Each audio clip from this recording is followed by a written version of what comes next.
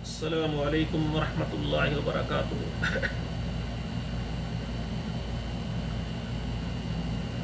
کتاب و حکمت یوٹیوب چینل پر آپ سے مخاطب ہے پروفیسر قاری عبد المنان زیگم۔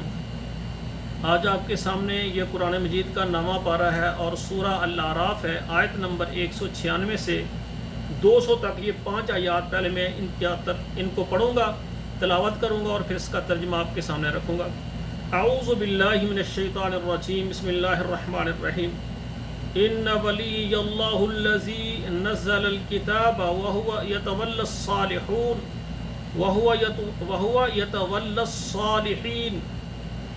ان ولی اللہ الذی نزل الکتاب وهو یتولی الصالحین والذین تدعون من دونه لا یستطیعون نصرهم ولا انفسهم ينصرون وإن تدعوهم إلى الهدى لا يسمعون وتراهم ينظرون إليك وهم لا يبصرون خذ العفو وأمر بالعرف وأعرض عن الجاهلين وإما ينزغنك من الشيطان نزغ فاستعذ بالله إنه سميع عليم۔ اب ترجمہ سماعت فرمائیں۔ ان ولی اللہ الذی نزل الکتاب، بے شک حمایتی ہے میرا اللہ تعالیٰ، میرا دوست اللہ ہے جس نے میرے اوپر کیا ہے، کتاب اتاری ہے۔ وہو یتولی الصالحین، اور وہ مددگار ہے، دوست ہے، حمایتی ہے نیک بندوں کا۔ والذین تدعون من دونہ، اور وہ لوگ جن کو تم اللہ کے علاوہ پکارتے ہو، لا یستطیعون نصرکم، اور وہ تمہاری مدد کرنے کی طاقت نہیں رکھتے، ولا انفسهم ينصرون، اور وہ اپنی بھی مدد نہیں کر سکتے۔ وَإِن تَدْعُوهُمْ إِلَى الْهُدَىٰ، اگر ان کو تم راستے میں بلاؤ، لا يسمعوا، تو وہ کچھ نہیں سنیں گے تمہاری۔ وَتَرَاهُمْ يَنظُرُونَ إِلَيْكَ وَهُمْ لَا يَنظُرُونَ، اور تم ان کو دیکھتے ہو اور وہ تمہیں نہیں دیکھتے۔ یعنی بت ہے نا، بت کو مشرک دیکھ رہا ہوتا ہے لیکن بت اس کو بالکل نہیں دیکھتا، اس کے اندر ایسی طاقت ہے ہی نہیں ہے۔ خذ العفو، آپ معاف کریں، درگزر کریں، وامر بالعرف، نیکی کا حکم کریں، واعرض عن الجاہلین، اور جاہلوں سے آپ منہ پھیریں۔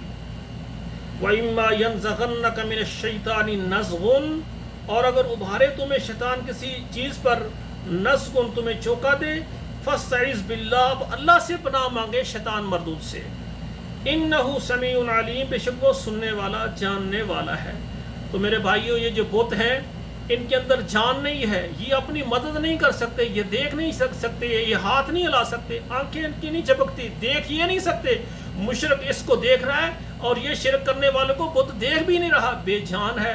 پھر مشرک کی مت ماری ہے کہ جو اپنی مدد نہیں کر سکتا یہ اس سے اپنی مددیں پوری کرواتے ہیں، جو ان سے مانگتے ہیں۔ یہ کتنا عقل کا، دماغ کا اندھا ہے مشرک، کہ اس کو یہ نہیں پتا یہ تو خود پتھر کے ہیں، یہ تو خود اپنے ہاتھوں سے بنائے ہیں، ان کو ہم نے اپنے ہاتھوں سے گھڑا ہوا ہے اور یہ ہماری مدد کیسے کریں اور ہم اس کی بات کیوں کریں۔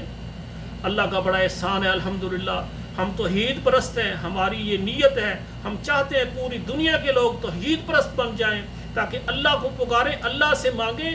جب بندہ توحید پرست ہوتا ہے، اللہ کا یہ وعدہ ہے کہ اللہ موحد کو جنت کا داخلہ ضرور نصیب کرائیں گے۔ اور یہ توحید ایسی نعمت ہے، اللہ ذوالجلال فرماتے ہیں میرے بندے تیرا زندگی کا آخری لمحہ آ جائے اور تو زبان سے کہے لا الہ الا اللہ محمد الرسول اللہ، کہ اللہ کے علاوہ کوئی الہ نہیں، پچھلے سارے گناہ تیرے معاف اور میں تجھے جنت عطا کروں گا۔